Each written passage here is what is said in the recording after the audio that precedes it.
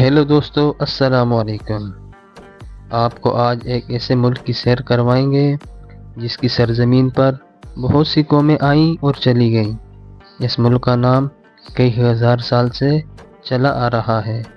اس ملک کے نام کا مطلب عربی زبان میں لسی ہے۔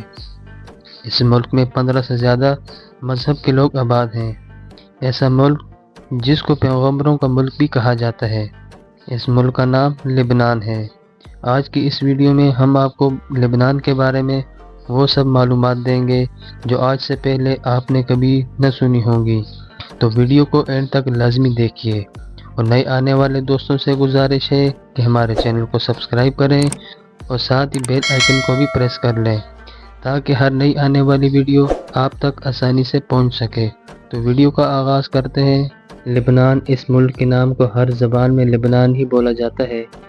اگر اس کا آفیشلی نام دیکھا جائے تو ریپبلک آف لبنان ہے۔ لبنان لبن کی جمع ہے اور لبن کو عربی زبان میں لسی کہا جاتا ہے۔ لبنان میں ایک رپورٹ کے مطابق 15 کے قریب مذاہب کے لوگ آباد ہیں، جن میں سے مسلمان اور عیسائی مذہب کی اکثریت ہے۔ لبنان کا نام 4000 سال سے بھی پرانا ہے۔ یہ ملک اتنا پرانا ہے کہ اس کی سرزمین کو پیغمبروں کی سرزمین بھی کہا جاتا ہے۔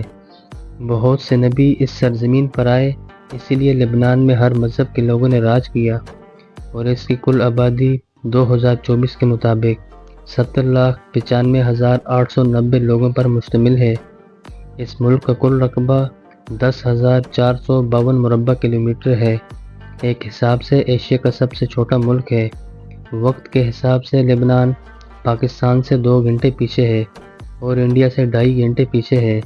لبنان میں زیادہ تر بولے جانے والی زبان عربی ہے، اور لبنان میں نیشنلٹی اسی انسان کو دی جاتی ہے جس کا باپ لبنانی ہو۔ ماں کا تعلق چاہے کسی بھی ملک سے ہو، کوئی مسئلہ نہیں۔ لبنان کا موسم گرمیوں میں بھی دوسرے عربی ملکوں سے کافی بہتر رہتا ہے۔ لبنان میں زیتون کا استعمال بہت زیادہ ہوتا ہے۔ لبنان میں زیتون کے باغات کثیر تعداد میں پائے جاتے ہیں۔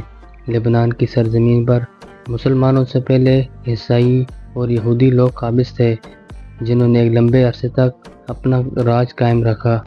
اور اگر لبنان کو منی یورپ کا نام دیں تو غلط نہ ہوگا۔ اس کی وجہ لبنان میں ہر وہ کام کا ہونا ہے جو یورپ کنٹری میں ہوتا ہے۔ لبنان میں فحاشی بہت عام ہے۔ لبنان کے ایک سائڈ پر مکمل طور پر سمندر لگتا ہے، دوسری طرف سیریا اور اسرائیل لگتا ہے۔ لبنان کے لوگ انتہائی خوشحال زندگی گزارتے ہیں۔ یہاں کے لوگ انتہائی خوبصورت ہونے کے ساتھ ساتھ سفید رنگت بھی رکھتے ہیں، اور لبنان یورپ کے قریب ہے۔ ایشیا کے آخر میں لبنان کا زیادہ تر رقبہ پہاڑی اور میدانی علاقوں پر مشتمل ہے۔ دوسرے عربی ملکوں کی طرح ریگستان بالکل موجود نہیں ہے۔ لبنان میں رقص انتہائی عام ہے۔ یہاں کے لوگوں کا ڈانس ڈبکا کہلاتا ہے۔ اس کے علاوہ لبنانی بیلی ڈانس بہت مشہور ہے۔ یہاں کے لوگوں کا لباس انتہائی فحش ہوتا ہے، ایسا لگتا ہے کہ یہاں کے لوگ مسلمان ہیں ہی نہیں۔ لبنان میں شراب نوشی بہت عام ہے۔ لبنان میں ڈسکو کلب دوسرے ملکوں کے ڈانس کلب سے بہت آگے ہیں۔ لبنان کی معیشت کو سیاحتی لوگوں نے کافی سہارا دیا ہوا ہے۔ لبنان دنیا میں سیب کے باغات کے حوالے سے بھی بہت مشہور ہے، اور یہاں کے لوگوں کا زیادہ تر زراعت سے منسلک نہ ہونا ہے، اور ایک رپورٹ کے مطابق 15% لوگ زراعت سے منسلک ہیں۔ لبنان جیسا عرب ملک اپنے لیے پیٹرول، ڈیزل اور خام مال دوسرے عرب ممالک سے لیتا ہے۔ عرب کی معیشت دوسرے عرب ممالک کی طرح پیٹرول، ڈیزل پر مبنی نہیں۔ لبنان میں سونا کثیر تعداد میں پایا جاتا ہے، یعنی کہ سونے کے ذخائر، اور کہتے ہیں کہ دنیا میں سب سے پہلے حروف لبنان کی سرزمین پر لکھے گئے تھے، یعنی یہ جو آج ہم لکھتے ہیں یہ لبنان کی ایک ایجاد ہے۔ لبنان کی اگر تاریخ دیکھی جائے تو کشتی رانی بھی لبنان کی سرزمین پر ایجاد کی گئی تھی، اور لبنان کی سرزمین پر کئی انبیاء آئے اور کئیوں کا یہاں سے گزر ہوا۔ معزز دوستو، آپ کو بتاتا چلوں کہ لبنان میں ایک ایسی جھیل بھی موجود ہے جو پوری دنیا کے وزٹر کا مرکز بنی ہوئی ہے، جس کا نام قارون جھیل ہے۔ اس جھیل میں آپ کشتی کی مدد سے وزٹ کر سکتے ہیں، لیکن اس میں آپ نہا نہیں سکتے۔ لبنان میں ایک عورت کا بہت بڑا مجسمہ بھی ہے۔ دنیا میں لبنان آبادی کے لحاظ سے 113ویں نمبر پر آتا ہے۔ لبنان میں ٹورسٹ بہت زیادہ آتے ہیں۔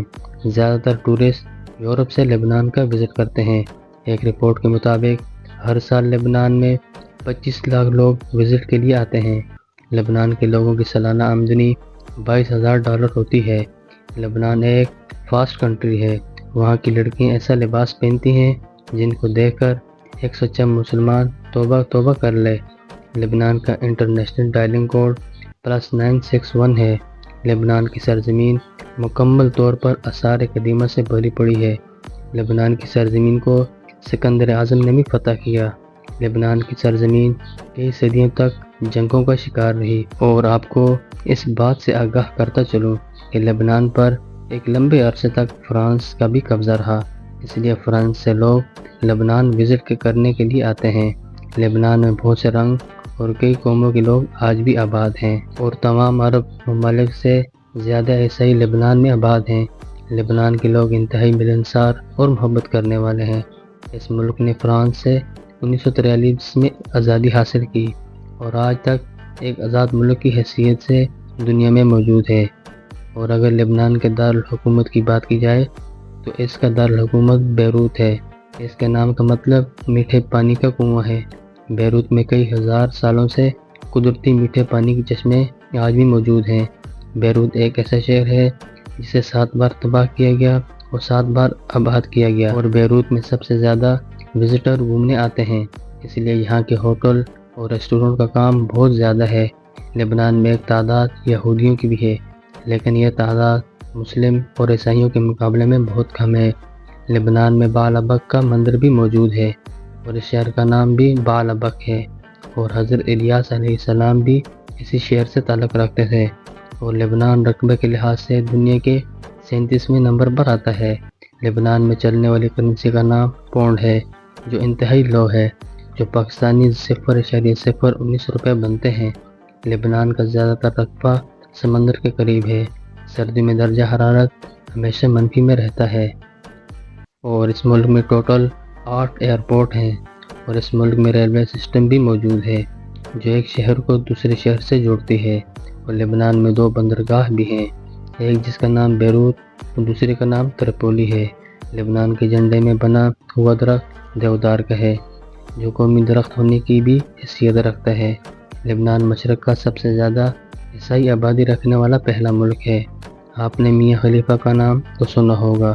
اس نے نوجوان نسل کو خراب کرنے میں کوئی کسر نہیں چھوڑی، اور وہ عورتیں جو اس شعبے سے تعلق رکھتی ہیں اسی ملک کی پیداوار ہیں۔ یہاں کی فحاشی اور ازی کو دیکھ کر وزٹر دوڑے چلے آتے ہیں۔ تو معزز دوستو، یہ تھی آج کی ہماری انفارمیٹو اور دلچسپ ویڈیو۔ آپ کو کیسی لگی؟ اپنی رائے کا اظہار کمنٹ باکس میں ضرور کریں، اور نئے آنے والے دوستوں سے گزارش ہے کہ ہمارے چینل کو سبسکرائب کریں اور ساتھ ہی گھنٹی کے بٹن کو بھی پریس کر لیں۔ یہ آپ کی محبت ہوتی ہے جس کے ہم منتظر ہوتے ہیں۔ تو کل ملتے ہیں ایک نئی اور زبردست ویڈیو کے ساتھ۔ اللہ حافظ و ناصر ہو۔ خدا حافظ۔